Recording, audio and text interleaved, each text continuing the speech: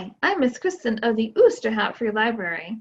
Have you ever looked around on a beautiful fall day and noticed that the leaves of some trees change color and fall off, and that the leaves of other trees don't change color and they don't fall off? Did you ever notice that some trees are completely bare except for a few leaves that keep hanging on? Well, today I'm going to share a story with you about a leaf named Lance, and he is afraid. He is too afraid to fall off the tree. And if you pay close attention, you'll hear about some of the science about why some leaves fall, and why they change color. So we'll also have some fun science activities that you can do, and crafts, and more. So let's get started with the story, The Very Last Leaf. The Very Last Leaf, written by Steph Wade, illustrated by Jennifer Davison, Capstone Publishing. From his first day of school in the spring, Lance Cottonwood was the best and brightest student. He blossomed in budding. Look at me, I'm a leaf. He breezed through wind resistance. Some others were not so lucky. Better luck next time. He was a breath of fresh air in Photosynthesis 101. Don't you just love the taste of sunlight in the morning? He passed pigment changing with flying colors. Yellow, everybody! How do you do? During his last class of the autumn semester, Lance began to worry about his final exam. The test would take him from the top of his sturdy tree to the grass down below. The other leaves couldn't wait to take the leap, but Lance Cottonwood didn't feel that way, because Lance Cottonwood was afraid to fall. Lance was jealous of his neighbor, Doug Fir. Doug was an evergreen, and evergreens didn't have to fall. Doug got to sit on his branch and feel the cold, wet snow on his face all winter long. But Lance was a cottonwood, and cottonwood trees are deciduous. They lose their leaves in autumn, so Lance was expected to fall like all the lance-leaf cottonwood ancestors who came before him.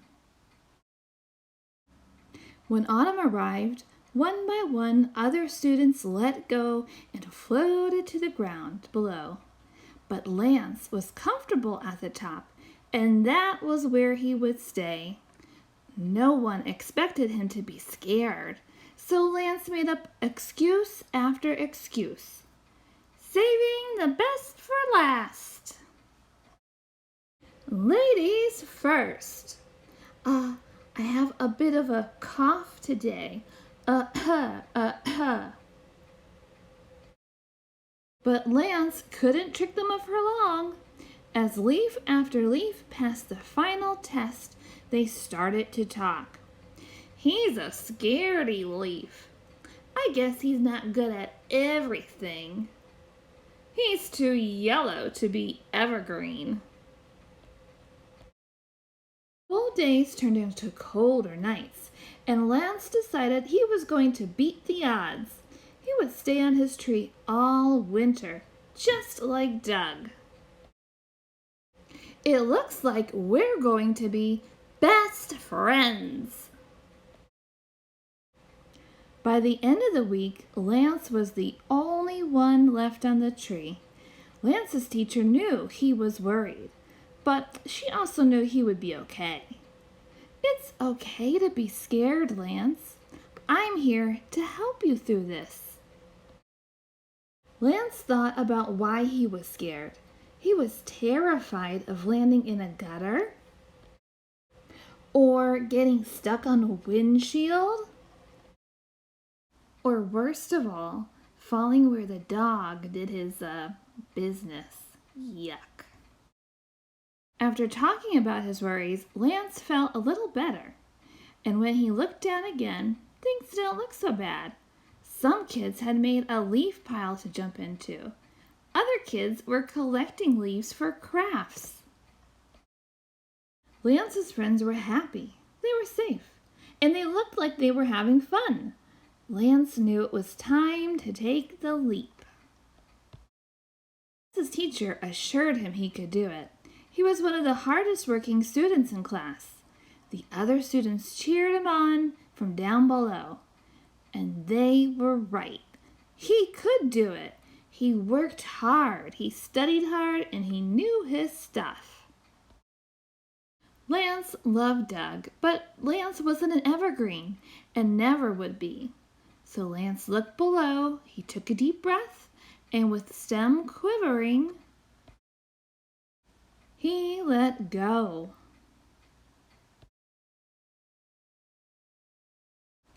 Lance Cottonwood may have been the last one to finish his test, but he did not fail. He was once again on top. Lance, you did it!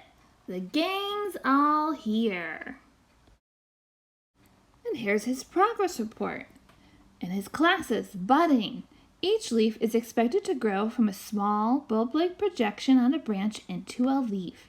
Lance bloomed beautifully. Wind resistance. Having strong wind resistance to help the leaves stay on its branch until it's time to fall. Lance used his strength and focus to overcome strong wind gusts every day. Photosynthesis.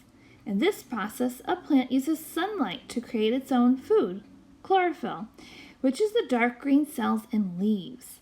This helps create glucose, and glucose is a yummy snack for the whole tree. Lance happily soaked up sunlight on a daily basis. Pigment changing. Each leaf must change color in autumn, when a leaf begins to lose its chlorophyll. It loses its green color and shows some of the other colors that have been hiding the whole time, and Lance was the first to change color and was very encouraging to the other students. Falling. Leaves fall from the trees in autumn to help prepare the tree for winter. A leaf falls when it is no longer needed to make food for the tree. This was a challenge for Lance, but he did it. Teachers know Lance is an extremely bright student, but sometimes he feels scared about what he doesn't know.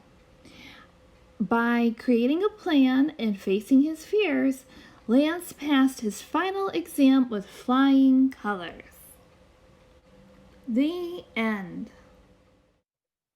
That was a very nice story. Lance Cottonwood overcame his fear and he finally fell. Now, while a lot of that story was fiction or made up, there was a lot of actual science in there, like his name. His name was Lance Cottonwood. Now, cottonwood is a kind of tree, and you'll see the tree right behind me. And that is a kind of tree that is called deciduous. It means that it changes color in the fall as the tree gets ready for winter. And let's learn a little bit about what a cottonwood tree is. Cottonwood trees are the fastest growing trees in North America. It can grow 6 feet every year, and when full grown, it can be over 100 feet tall. Pretty cool, right? There are two main types of trees. One's like the cottonwood that are deciduous, and they change colors and fall off in winter. And then there are evergreen trees that are called coniferous, like his friend Doug Fir, or the fir tree. And the main two differences of those are deciduous trees have broad, flat leaves and drop their leaves seasonally. Coniferous trees have small, needle-like leaves, and they retain their needles year-round. You can see in this cycle how the evergreen or the coniferous trees, they stay green the whole year round, and the deciduous trees lose their leaves only to regrow again in the spring. You might be wondering, well, how do the leaves know when it's time to fall off? Well, as it starts getting colder, as we get closer to winter time, the trees know what the temperature is outside, and they send a signal to the leaf by making a waxy seal right at the end of the stem.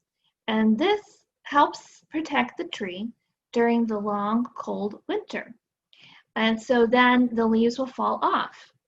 Now, if you're wondering, well, what about those leaves that don't fall off? Or I see them and it's still wintertime and they're still hanging on. Well, sometimes the temperature might get a little bit too warm or it's too cold, too quick, and the seal isn't quite complete between the leaf and the tree. And so it might hang on for just a little bit more. And if you've observed that or noticed it, then you're already a scientist, because that's what scientists do.